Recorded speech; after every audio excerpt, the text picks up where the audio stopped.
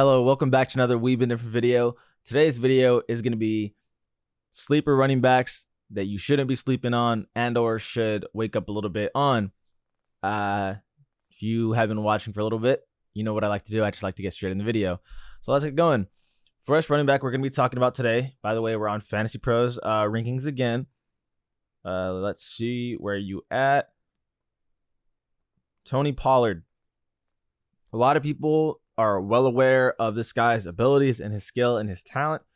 One thing I really love about Tony Pollard is that he's in an offense, Dallas Cowboys, that throws a lot, but when they run it, they run a lot on the outside with Tony Pollard in particular.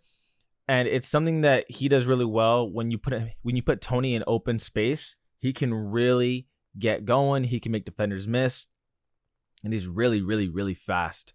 Obviously, with Ezekiel Elliott being the first running back, a lot of people are thinking, well, this guy is nothing more than a handcuff. Wrong. Last season, he had a lot of games where a lot of checkdowns to him, screens to him, and he did spell Ezekiel Elliott on every other drive. Not literally, but he would have drives to himself or games where he would, not specifically red zone, but anytime they're in midfield, he would take over. So Tony Pollard, a really, really good player that you should look at and not be sleeping on. His ADP is at 79. His ranking, let's verify real quick. It is 33. I'm definitely a lot more comfortable taking this guy above 33 in terms of running backs. Next pick. This one, a lot of people might roll their eyes with. I've loved James Robinson's game the moment I saw his rookie season with the Jaguars. And that's because he's not flashy at all. He is nothing that you look at and you think, man, this guy is amazing. But he just has all the qualities of running back that you really need. He can catch the ball. He can find the holes wherever he's supposed to run through. Sharp cuts. But most importantly, people just have a hard time tackling him. He always has run after contact.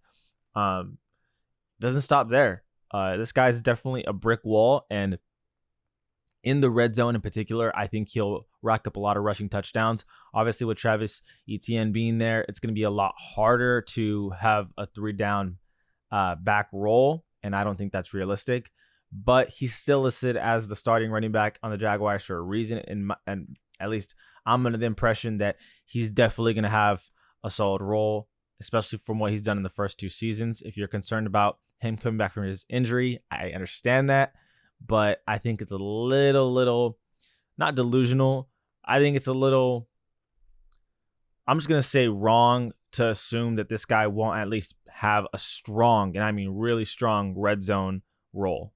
And you all know how much touchdowns are valued in fantasy football. And anyway, on to the next pick. This one I feel like is a huge sleeper because I honestly haven't seen anyone talk about this this player at all. Let's see where he's at. Oh, by the way, James Robinson's 42, and I'm very comfortable taking James Robinson ahead of guys like Ronald Jones. So on to the next one. Let's see where he's at. I should have probably written these rankings down before to remember where these players are at. Oh, he's right here. Ken Walker. Now, rookie out of Michigan State. Someone who's very explosive and who can turn a play that's nothing into something. Someone who's very elusive and runs a 4.38 40-yard dash. He is someone that the Seahawks trusted enough to take in the second round, which is a lot of stock when you draft a running back, because not very often running backs get drafted in the first round. But Chris Carson's retired. Neck injuries got him done. Rashad Penny, he is supposed to be the running back 1, but this guy has battled injuries his entire career. Why are we going to assume now that he's going to stay healthy in this upcoming season? Ken Walker, I think the only thing that would possibly annoy you when drafting him is the uncertainty. But that's really something you're going to get with a lot of sleepers, because the only one of the running backs they have is DJ Dallas and Travis Homer, who are more so pass catching backs. Nothing to write home about at all. Another big concern, you might believe that this offense is going to be really dry, but they still got Tyler Lockett. They still got DK Metcalf. Offensive line isn't the best, but they still have enough offensive weapons to where they're not terrible offensively. They're not going to be great, but somebody's got to run the ball. Somebody's got to get in the end zone. Somebody's got to catch it from the backfield. And while Travis Homer and DJ Dallas might be a little bit annoying, I believe at least somewhere down the midseason, Ken Walker will take over as running back 1, assuming that Rashad Penny will get hurt, but he always does. Obviously, you don't wish injuries upon anyone, but that's just kind of how the cookie crumbles. It is what it is on that. But yeah, Ken Walker, definitely don't sleep on him. Those are my 3 players. I didn't have a set list of players that I was thinking of putting down as sleepers, but those are the 3 I felt really confident in and that I really like, taking them above where their current tier is. And to check one more time where Ken Walker's at, I believe he was 35.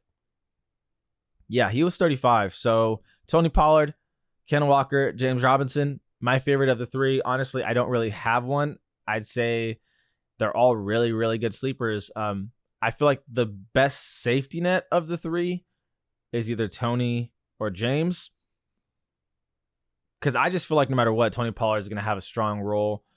And I feel like no matter what, James Robinson is going to have that red zone role no matter what, or the 3rd and 1. So either of the 3.